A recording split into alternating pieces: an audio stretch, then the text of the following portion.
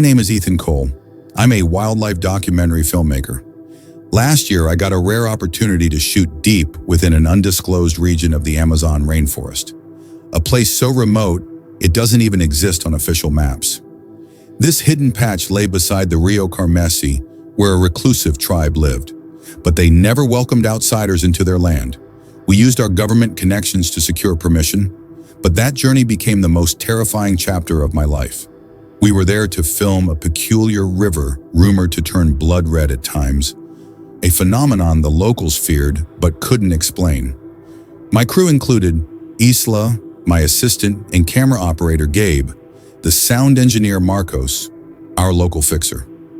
Upon arrival, we met the tribe's elder, Irawa, who warned us, "Carmesi demands blood every year, and you are in its path." We dismissed it as folklore, just tribal superstition. We set up camp by the riverbank that night. Sometime after midnight, we heard a scream. Marcos. We rushed over. The river had turned deep red, blood red. Marcos's feet were soaked in it, as if the earth had sucked blood out of him. He was shivering. "I saw something under the water. Eyes, a face. Half human, half fish." We assumed it was stress, but the river's color, it had definitely changed. The next morning, Marcos was gone.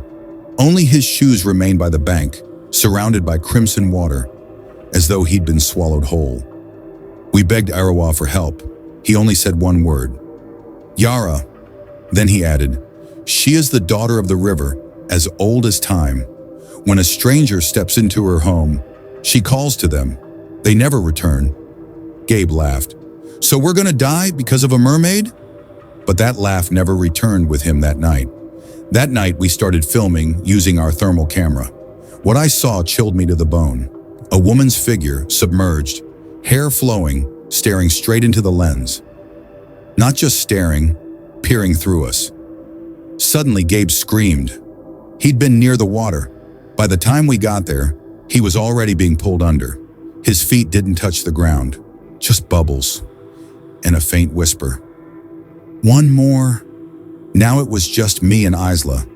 We wanted to leave, but even the ground had turned against us. The muddy trails were pulling at our feet like quicksand. Isla whispered, "I see her in my dreams. She's calling me. If we don't leave, I'll go to her." We planned to hike back the next morning, GPS in hand. But that night, Isla walked off, as if hypnotized.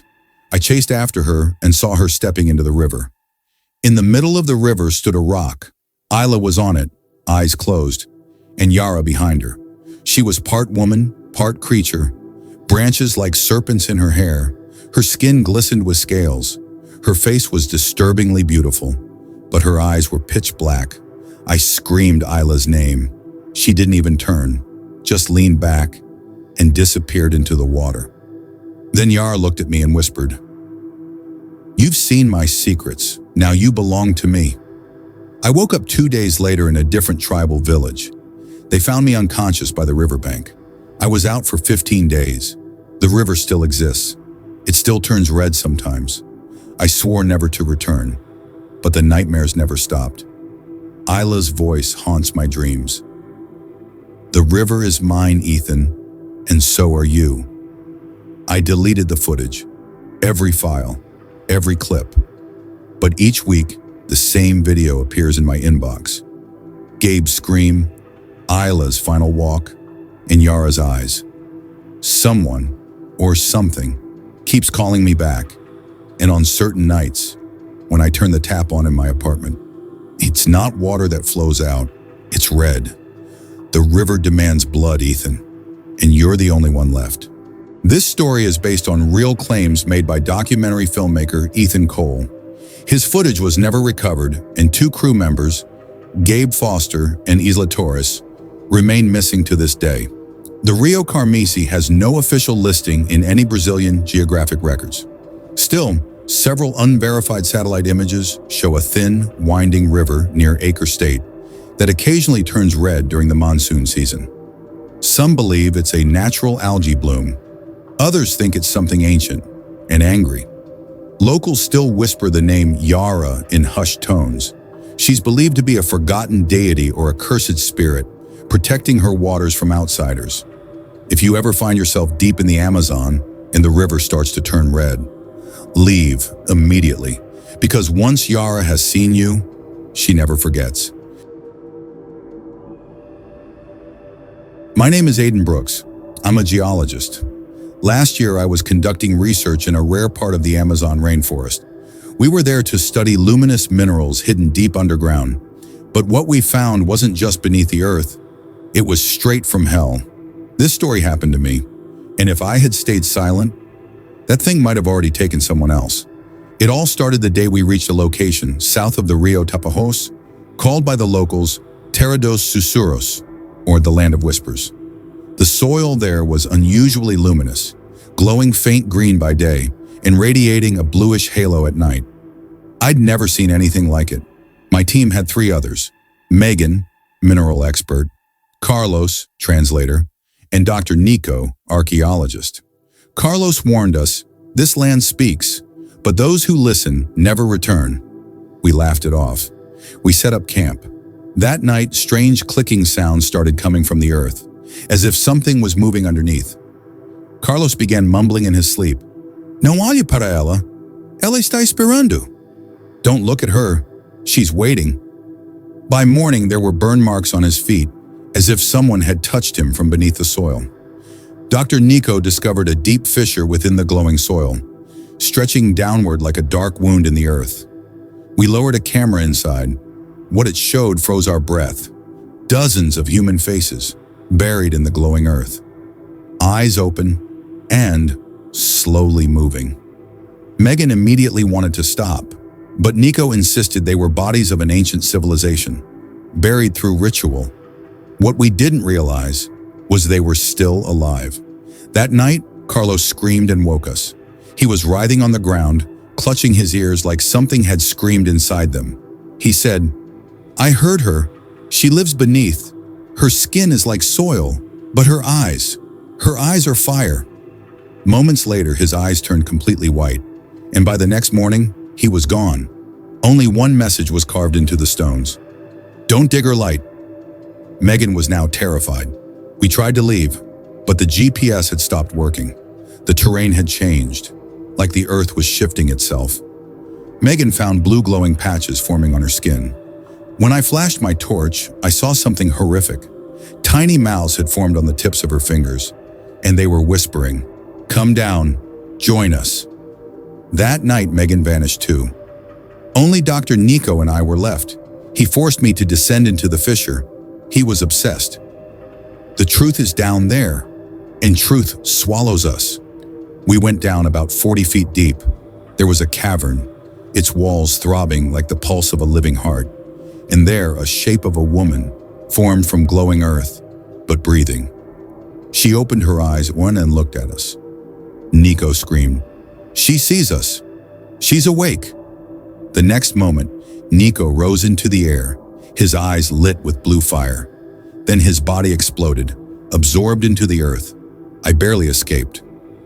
Back on the surface, I saw that our entire camp, tents, equipment, everything, had sunk into the ground, like we had never existed. Carlos, Megan, Nico, all gone. I wandered the forest for days until a local tribe found me unconscious. When I woke up, I could only whisper, "The earth is alive, and it remembers us." It's been a year now. I'm back in London, but that glowing light hasn't left me. Every night when I lie in bed, I hear whispers in my ears, the same clicking sounds, and on my bedroom wall, there's now a glowing figure of a woman, just like the one in that fissure. Her eyes are locked on me, and she repeats one thing: "You awakened me. Now it's your turn to sleep, forever." Our team was on an anthropology expedition. Our goal was to reach a hidden, unmarked valley that locals called Valle das Mudas Mortas, the Valley of the Dead Dolls. Our guide warned us, "Don't go there. What's buried there is never alone." But science isn't afraid of warnings, is it? There were 4 of us. Me, Dr. Fiona, Luis, our local translator, and Rick, our cameraman. We had no idea what we were about to awaken. It took us 2 days to reach the valley. As soon as we entered, everything changed. The air grew heavy, sounds faded, and not a single bird was in sight. Like something was holding its breath. We set up camp. That night, Rick claimed he saw a little girl between the trees, messy hair, holding something. A doll, maybe. We laughed it off, but Rick didn't sleep that night. Next morning, we began digging a small clay mound, where ancient tribes supposedly buried ceremonial dolls to appease the spirits of the dead. 3 feet in, we found a doll wrapped in cloth. Its hair was real, and the eyes didn't seem like glass.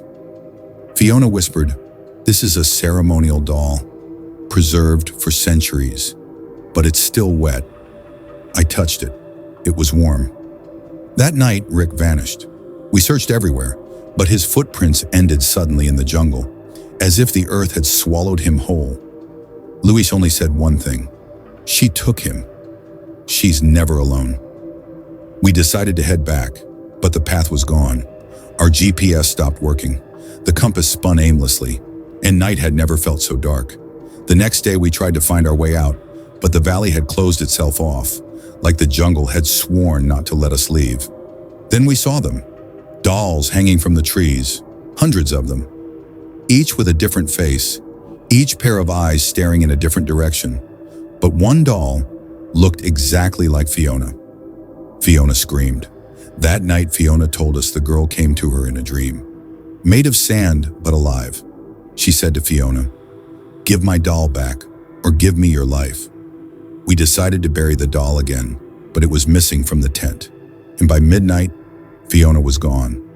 I saw Luis awake, holding the doll. I asked, "Where did you get that?" He just said, "She speaks to me now, and you're next." Now I was alone. Luis threw himself into the river.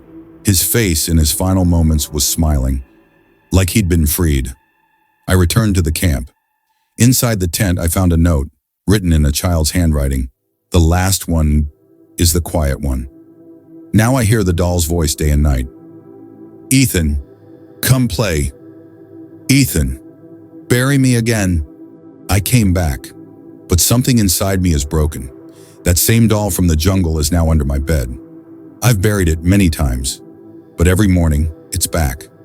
Last night, there were scratch marks on my front door, and this morning, my 6-year-old daughter whispered, "Dad, that lady comes at night. She says you took her thing. She's angry." It's been 3 days since my daughter stopped speaking. She just stares out the window and hums a lullaby I've never heard before. Sometimes I find grains of sand on her pillow. Last night, I saw her in the hallway, whispering to someone invisible. "She lives in the doll now," she said, "and if we're nice, she'll let us stay." I tried to burn the doll. The fire died before it reached her. Now every clock in the house stops at 3:33 a.m. That's when I hear her voice again. "Ethan, come play."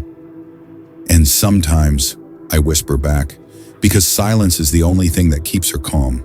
But I know one night, she'll want more than a whisper. She'll want my voice, and maybe my daughter's. My name is Samuel Wright. I'm a wildlife researcher. I've spent most of my life in the world's forests, but what I witnessed last year in the heart of the Amazon defies any book, science, or understanding. I'm sharing this story so that perhaps you'll believe me, or at least so you'll never venture there again. Just the isolated camp. By midday, the temperature had soared to 38 degrees Celsius. My team had returned to base camp due to malfunctioning instruments, but I, often the lone wolf, stayed behind. I needed to trace the location of a rare tree species. I had a GPS, a satellite phone, 2 days' worth of food, and a tent. As evening approached and I set up camp, I felt it for the first time, that sensation of being watched. I checked the surrounding bushes but found nothing. Only silence. The Amazon is never silent, but that evening, the only sound was my own breathing. The first night. That night, something strange occurred. As I tried to sleep, I heard the rustling of leaves outside the tent, as if someone with bare feet was walking slowly. I held my breath, eyes fixed on the tent's zipper. The sound came right up to the tent. Then suddenly, Nothing. I shone my flashlight outside. Nothing. But one thing was odd. There were 2 footprints in the soil, but no trail leading away, as if someone had just stood there and vanished. 3 green eyes. The next morning I tried to focus on my work, searching for rare trees, collecting samples, noting coordinates. But every time I felt as if someone was walking behind me. By evening, when I returned to camp, I noticed small scratch marks on one side of the tent, as if someone had clawed at it. Or something? That night I stepped outside the tent. The jungle's darkness was so dense that you couldn't see your own hand. I turned on the infrared scope and saw something between the trees. 2 green eyes for a second. They disappeared instantly. 4. The elderly tribal man. The next day, I met an elderly local tribesman named Tupac by the riverbank. He was fishing. I mentioned all these occurrences to him. He looked at me as if I were a fool. Then he said just one word, Curupira. I immediately took out my notebook. Curupira? What is that? He replied, the spirit of the jungle. It takes those who are alone, and they never return. It watches you every night until you see it, and then it enters you. I tried to laugh, but a chill ran down my spine. 5. The presence in the tent. That night as I slept in the tent, I felt as if someone whispered into my ear. I woke up instantly, and at that moment, I sensed someone else was inside the tent with me. I mustered the courage to turn on the flashlight. The tent was empty, but there were muddy footprints on the floor from inside, and on the tent's fabric, a line written with fingers. I see you. I decided to leave the next morning. I pulled out my GPS. It wasn't working. The satellite phone, dead. As if something was jamming everything. I gathered my strength and started walking toward the base camp. But something strange happened. The trees, the bushes, they kept repeating. After hours of walking, I realized I was back at the same place. It was as if the jungle was moving around me, and all the while, I could feel it, eyes behind every leaf, watching. I returned to the camp defeated. My tent was ripped from the inside, food gone, water spoiled with a foul smell. And then, I saw it. The creature, short, hunched, hairy, was sitting on a branch watching me. Its eyes, no longer green. They were red. I tried to scream, but no sound came. It jumped down, landed on the ground, and the next moment, it was inside my tent. I don't know what happened next. The next thing I remember, I was in the medical tent at the base camp. They say I came back myself, barefoot, covered in mud, repeating only one thing. He still watches me. I still see those eyes in my dreams. Still feel something in empty rooms. Something behind the leaves. That wants me back. The Amazon lives inside my head now, and I sleep while being awake. Weeks after I returned home, I tried to forget. I wrote reports, filed everything as hallucination due to stress. But things followed me. At first it was just shadows, in mirrors, corners, the sound of leaves rustling in my apartment. Then came the voices, always low, like someone breathing just behind my ear. I moved homes, it didn't help. I spoke to psychologists. They called it PTSD, but they never saw what I did. Then one night I found something under my bed, a handful of jungle leaves, damp, real, from the Amazon. I don't know how they got there. I tried burning them. The fire wouldn't catch. That same night, I woke up to find muddy footprints on the floor, leading to my bed. Just like in the tent. But now, they didn't lead back. The next day, I shaved my face and noticed something in the mirror. Just for a split second, my eyes, they turned green. They say the Curupira enters you once you see it. I think it became part of me. Or worse, I became part of it. I don't sleep anymore. Because when I do, I wake up in the jungle, same place, same tent, same whisper. I still see you. If you're reading this, and if you ever find yourself alone in any forest and feel like something's watching you, don't look back, because once you see it, it never leaves. My name is Noah Reed. I'm a field archaeologist and have spent the past 6 years researching cultural relics across Latin America. In 2023, I received information about an ancient, undocumented temple hidden deep within the Amazon rainforest, near the secluded Makua tribe. This tribe has remained isolated for centuries. This expedition was supposed to change my life, and it did. Except my life wasn't transformed. It was nearly taken. It all began with an old parchment discovered in a museum in Ecuador. Strange symbols adorned its surface, along with a chilling phrase, "What lies buried beneath the earth is dead, but it does not sleep." I assembled a team immediately. Rosa, my anthropologist colleague Felix, logistics expert and local liaison Luis, a local guide familiar with the region after meeting with the Makua tribe. We traveled for several days, on foot, by boat, and finally using sticks to cut through the dense jungle. The Makua chief warned us, "If you go near the grave, breathe softly. He can hear." We laughed, but the next night Felix walked toward the grave singing, and that turned out to be his last night alive. We heard a scream from the camp. By the time we arrived, Felix's throat had been slit.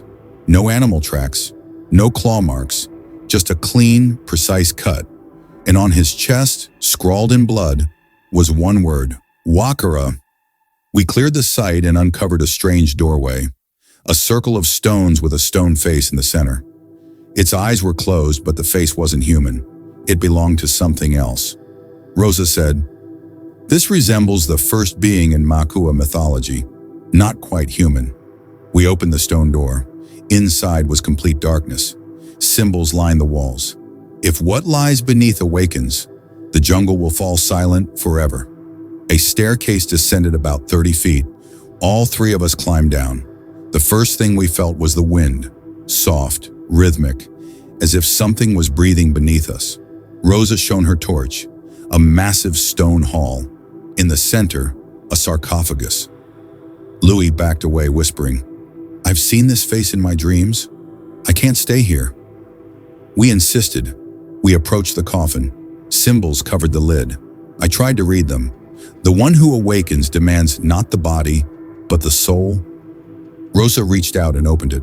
For a moment, nothing happened. Inside was a skeleton, mouth wide open, as if frozen in a final scream. And then, silence. No wind, no birds, no insects. The jungle, dead quiet. Rosa turned and whispered, "Noah, we've awakened something." Her body started convulsing. Her eyes rolled white. She couldn't breathe. Rosa fell. A deep, ancient language came from her lips. "Wakara dom shal ektunar." I rushed to her. Her eyes opened. But it wasn't Rosa. She touched my forehead. My mind exploded with visions. The jungle on fire, people screaming, a shadow devouring everything. Wakara. Louis dragged me away as Rosa's voice, now deep and masculine, echoed, "You entered my grave. Now you are my breath." We tried sealing the door, but the stones wouldn't move. Louis warned, "We need the tribe.